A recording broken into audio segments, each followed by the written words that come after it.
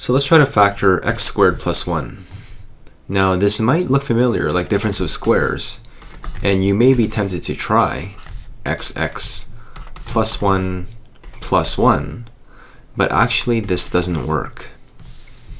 If you try FOIL, first, outside, inside last, we get x squared plus x plus 1.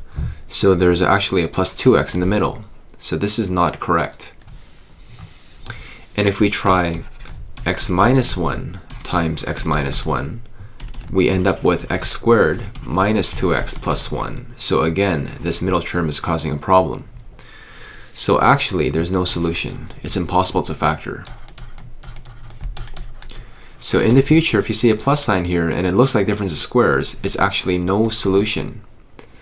Whereas if it's a minus sign, there is a solution.